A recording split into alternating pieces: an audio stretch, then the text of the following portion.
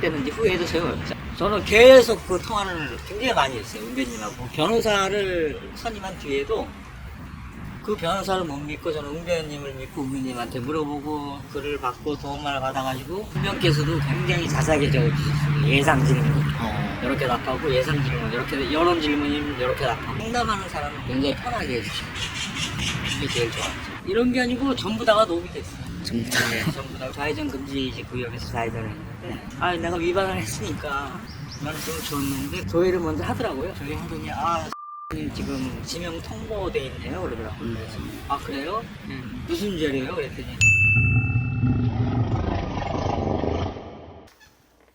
안녕하십니까, 웅변입니다. 저희 식구분께서 또 뭐 좋은 소식 전해주셔가지고 좀 알려드릴까 합니다. 처음에 저한테 전화하셨을 때 본인이 좀 억울하신데 변호사 사무실 한 2군데 찾아가셨는데 자백하고 합의하는 게 맞다 이제 이런 취지로 말씀하셨다 하더라고요.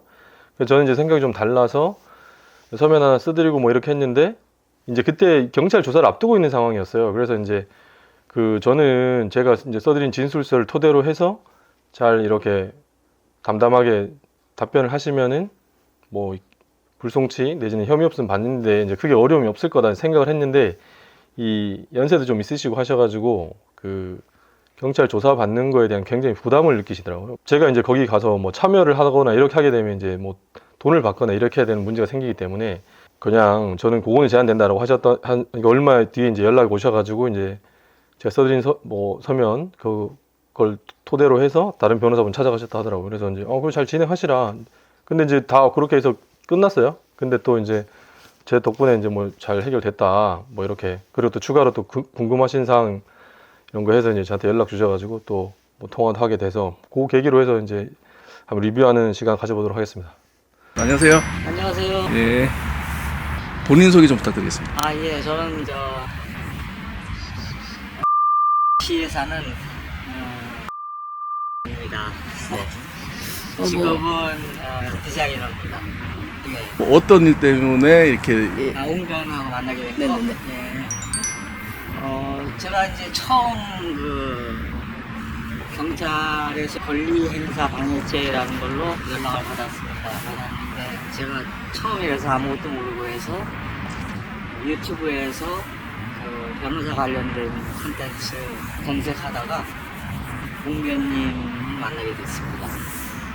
어떤 일 때문에 다시 자세하게 좀 말씀해 권리행사 방해라는 거 저도 몰랐는데 제가 현대캐피탈로부터 차량을 할부로 샀는데 제가 자금에 좀 곤란한 금전적으로 문제가 좀 있었어가지고 그걸 갚지 못하고 있었는데 현대캐피탈 측에서 저하고 연락이 안 되니까 그 차를 이제 회수를 해야 되는데 연락이 안 되고 그래가지고 권리행사 방해죄라는 걸로 저를 고소했습니다.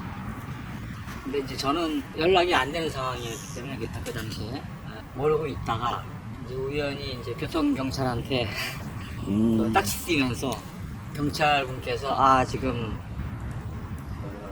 수배 그 전 단계가 이제 통보라는 게 있거든요.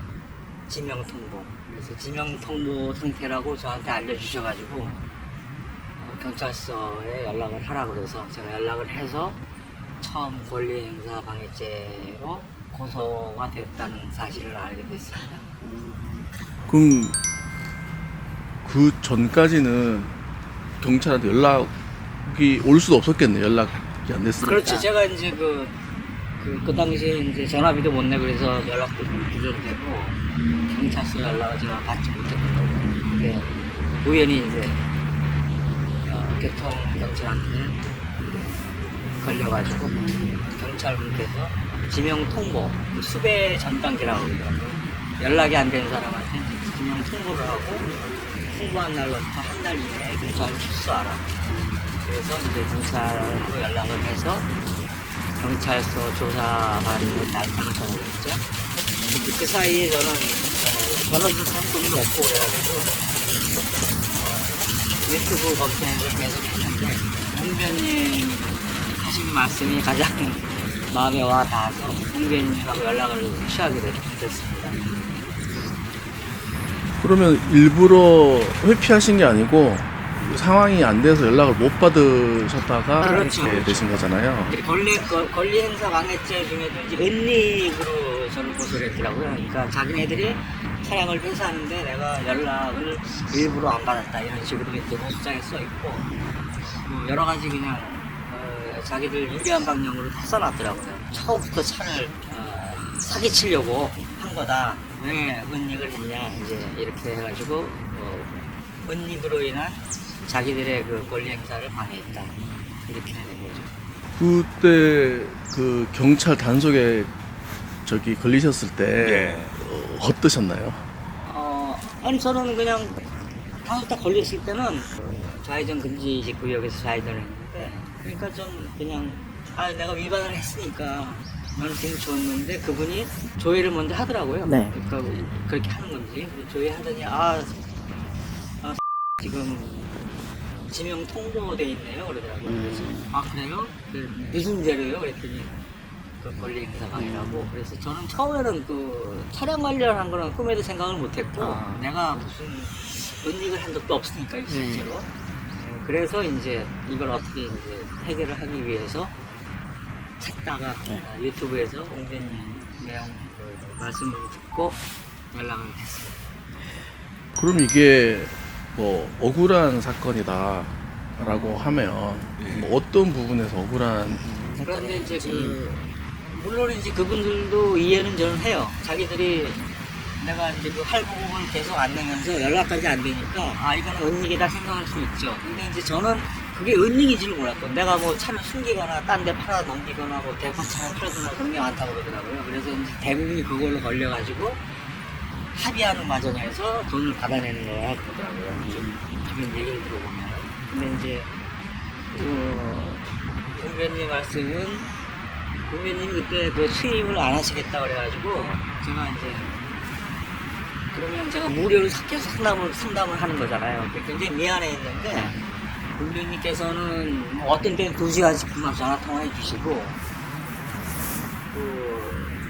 나중에는 저한테 변호사 없이도 가능하다 이전 가능할 거다 그래가지고 저한테 그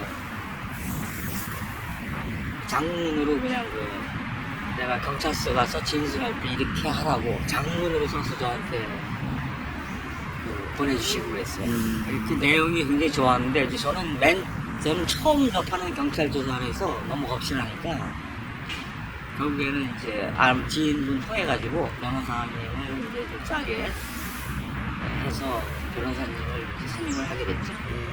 따로. 웅변이 진술을 써드렸고 예. 그리고 그걸로 충분하다고 이제 말씀드렸는데 예. 이제 이런 사건이 처음이다 보니까 예. 좀 겁도 나고 해서 예. 반드시 변호사는 있어야 되겠다. 예, 저는 굉장히 주장했어요. 웅변님께서 이거 좀 맡아달라. 사건 승인해달라 했더니 자기는 좀 곤란하다. 그 대신에 자기가 계속적으로 조언을 해주겠다 그래가지고 저는 계속 그 통화를 굉장히 많이 했어요. 웅변님하고 변호사를 선임한 뒤에도 그 변호사를 못 믿고 저는 웅변님을 믿고 웅변님한테 물어보고 글을 받고 도움을 받아가지고 교묘하게 그 변호사님한테 그 전달을 해줬어. 이거 제가 집안에 아시는 분인데 변호사 하셨을 분인데 혹시 뭐 언짢지 않으시면은 이분이 주신 의견 보여드려도 되겠느냐 그랬더니 좋다고 그러더라고요. 그분이 웅변님께서 보내주신 그 변호사 의견서라든가 뭐 진술서 여러 가지 써서 보내주셨거든요. 근데 이건 무료로 하기 진짜 힘든 일이죠. 그거를 이제 제가 건네드렸는데 결국에는 경찰 조사 가서 변호사 의견서를 가지고 같이 갔는데 그 변호사 의견서 내용이 웅변님 해준 거를 많이 토대를 했더라고요. 그 글 순서라든가 내용을 보니까 그래서 이게 그때는 이제 후회해주세요. 혼자 할 거야. 그 다른 변호사님 할 때 예. 웅변한테 이렇게 상황이 이러니까 이거를 좀 다른 변호사한테 갖다 내야 되겠습니다라는 어떤 이렇게 얘기가 있으셨는지. 정확하게 그런 어투로 얘기한 건 아니지만은 웅변님께서는 자기가 좀 참작할 수 있는 거 다 하라고 그랬거든요. 그래서 이제 저는 드리고 그분도 뭐 바쁜데 뭐 다른 변호사가 도와준 꼴이 되는 거죠. 제가 보기에 결과를 보면은 보니까 내용이 많이 비슷하고요. 그러니까 그 대법원 판례를 이제 인용했는데 그 대법원 판례를 한 두어 가지 더 찾아가지고 인용해서 그래서 이제 은변님이 한 그 판례에 플러스 자기가 판례 한두 가지 첨가를 했죠. 한 4명, 서너 명 정도 제가 연락을 해서 상담을 했고 전화 상담하시고 전화로 상담하고 아니 이제 만나서? 시간당 뭐 얼마 이렇게 주고 그래서 그 중에 가장 그 중에서 괜찮으신 이제 가장 자 이거는 자기가 잘 해결할 수 있겠다 하시는 분하고 진행하고 있는데 다른 변호사님들은 다들 바쁘시더라고요. 저는 그 변호사가 뭐 많다는 소리 들었는데 우리나라에 네. 전혀 그게 아닌 것 같아요. 다들 바쁘셔가지고 왜 제가 자꾸 얘기를 하기가 부담스럽게 만든 거야. 그러니까 얘기하지 마가 아닌데 그건 걱정하지 말아야 된다. 아니면은 그건 제가 알아서 합니다라든가 내가 또 이런 거는 좀 어필을 해야 되지 않을까 경찰서 가서 그러면 그거는 법적으로 판결에는 아무 지장 없다 이런 식으로 그냥 해버리니까 이제 나중에는 제가 말을 자꾸 끊기가 힘들어지죠. 다 바쁘시고 꼭 전화도 한 통화하려면은 뭐 메시지 보내서 하게끔 다들 바쁘신 것 같아요. 작년 2023년 11월 13일 날 경찰서 가신 거고 11월 13일 그러면은 교통 단속에 걸리신 날짜는 대충 언제? 저는 9월 5월달에요. 9월 중순 10월 중순까지 가야 되는데 두 번 온 거죠. 2주씩 그럼 경찰 조사는 몇 번 가신 거예요? 한 번 갔어요. 한 번 가시고 그때 가셨을 때 뭐 어떠셨나요? 그 변호사 잘 도와줬나요? 근데 이제 그 조사 때는 변호사가 직접 답변을 못하게 돼 있더라고요. 그래서 이제 그 옆에 좀 있었고, 제가 이제 특정한 얘기를 할 때 무슨 보완 자료가 필요하다거나 이럴 때, 보완 자료는 그 변호사 의견서에 결정으로 첨부했다. 이제 이런 식으로 그런 얘기죠. 그러니까 이제 그 경찰 질문에 대한 답변은 제가 다 하는 거고, 네. 변호사가 못하게 돼 있다고 그러더라고요. 그럼 뭐 하지 말아야 될 말씀을 제지를 한다든가 뭐 그런 역할도 해주셨나요? 그거는 이제 안 했고요. 그거는 원래 그 홍병께서도 굉장히 자세하게 적어주셨어요. 예상 질문 이렇게 답하고 예상 질문 이렇게 이런 질문이면 이렇게 답하고. 그래서 저는 이제 그거에다 플러스 그분이 주신 의견 몇 가지. 그래서 그걸 이제 머리에 계속 이제 읽어가지고 그걸 숙지를 하고 들어가서 이제 그런 질문이 나오면은 그대로 얘기를 했죠. 그 예상 질문지가 많이 도움이 되셨겠네요.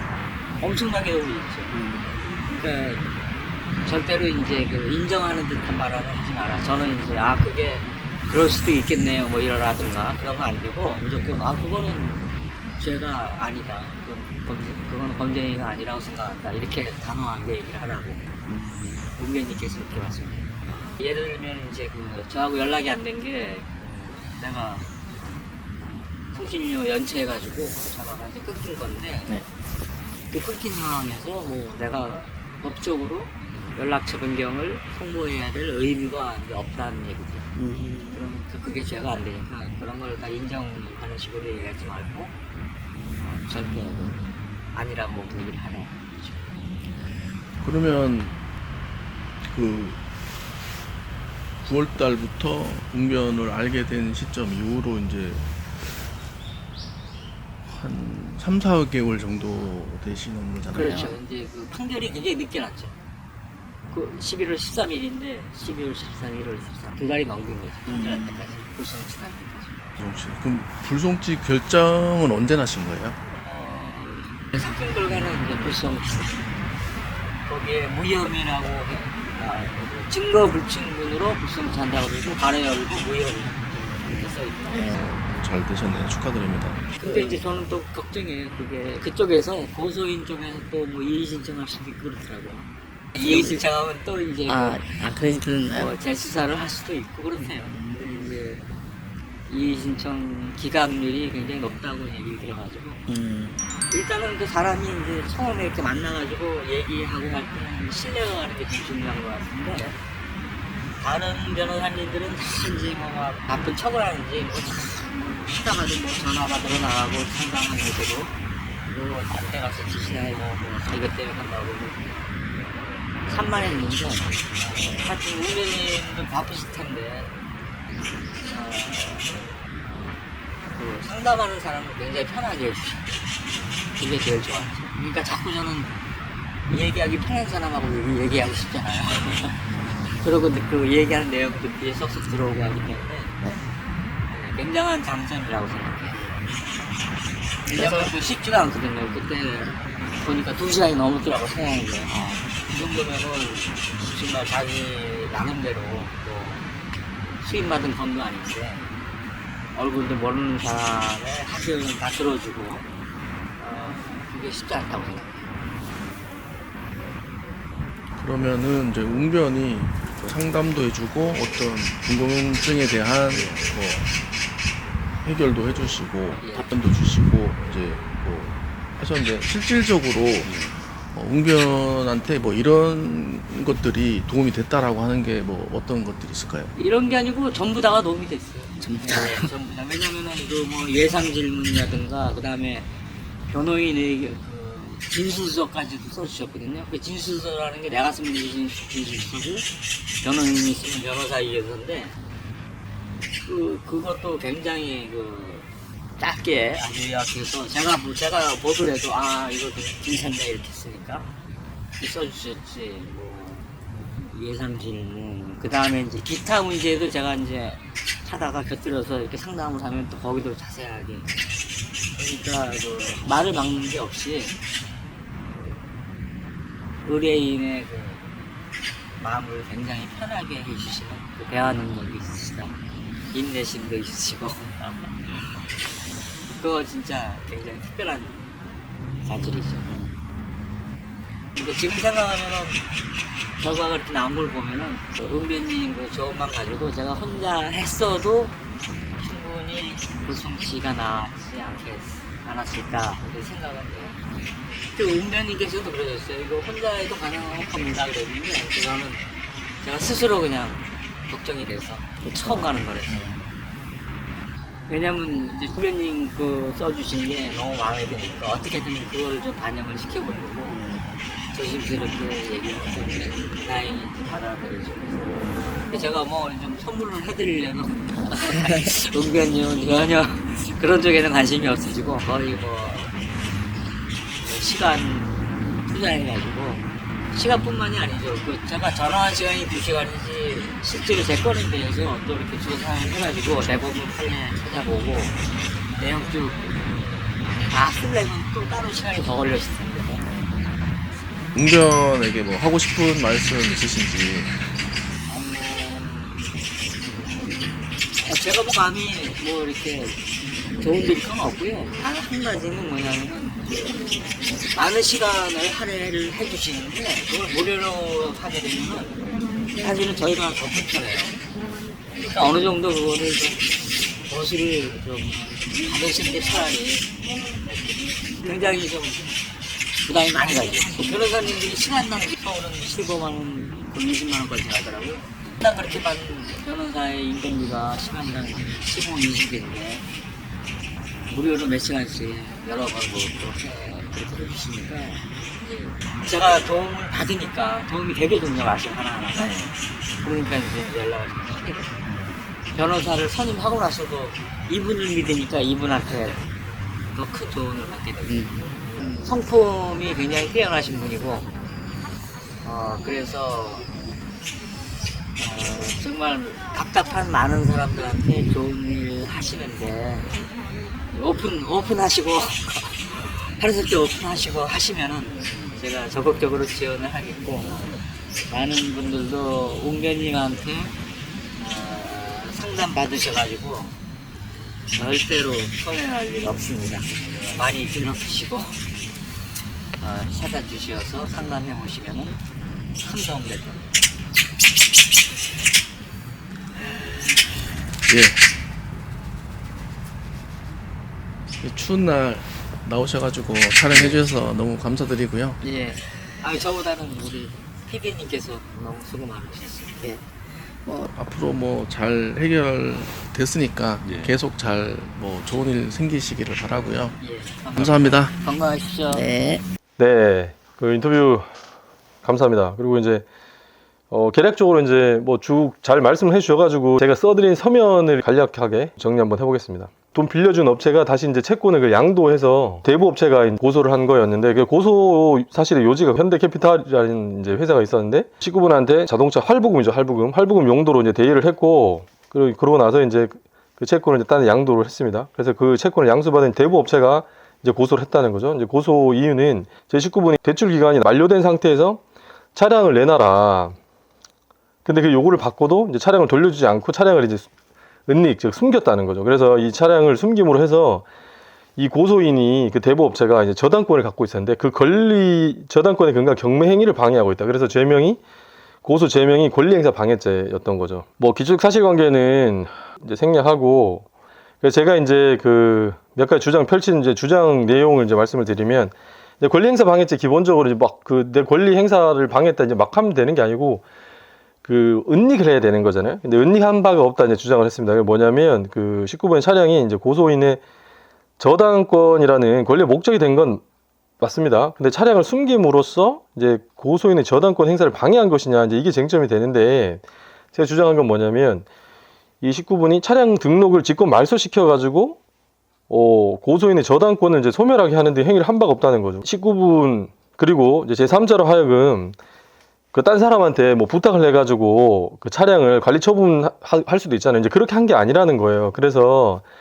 이제 이 고소인이 대부업체죠. 이 대부업체가 자동차 등록 원부에 기초해가지고 저당권의 목적이 된 자동차 소재를 파악하는 게 곤란해지거나 불가능하게끔 이제 하는 행위를 한 바가 없다는 거예요. 보통의 경우 그렇게 하거든요. 차량을 어디 뭐 숨겨버리거나 못 찾게 하거나 뭐 이런 건데 그래서 이 고소인의 저당권의 목적이 되는 이제 진술인 소유의 이제 물건 등의 소재를 발견하기 이제 불가능하게 하거나 뭐 현실이 곤란하게 한 게 아니다. 그래서 이제 현실로 이제 방해되지 않았다. 그리고 방해될 우려조차 없었다. 뭐 이런 얘기를 했습니다. 그리고 또 궁극적으로 이제 저당권 행사에 아무런 지장이 없다는 거죠. 그래서 여전히 그 등록 원부에 보면은 고소인이 저당권자로 돼 있고 그래서 이제 소재 파악하는 게 가능하다.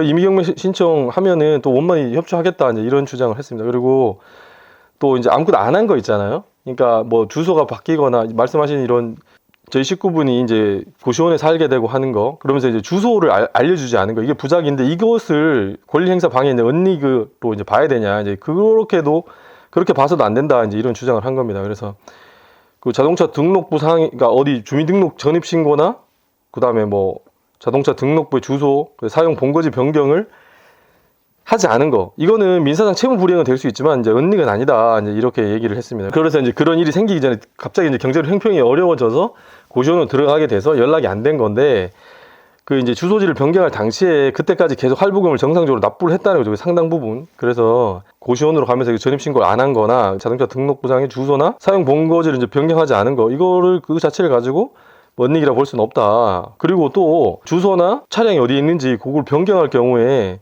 채권자인 그 캐피탈 있잖아요. 거기에 통발 의무를 부담한다고 볼 만한 자료가 없다는 거예요. 그리고 설사 거기서 이제 그런 의무를 부담한다 하더라도 이거는 민사상의 채무 불이행이다. 제가 항상 말씀드리죠. 이제 민사상 채무 불이행하고 형사상의 어떤 범죄가 되는 건 다른 문제다. 그런 주장을 했고 그 다음에 또 하나 뭐 쟁점이 됐던 게 휴대전화에 그 수발신이 이제 정지된 사정 그래서 내가 요금을 못 내가지고 핸드폰 사용이 정지돼서 연락이 안 된다라고 하는 걸 고지하지 않았거든요. 이제 그거 자체를 또 이제 은닉이라고 보기도 어렵다.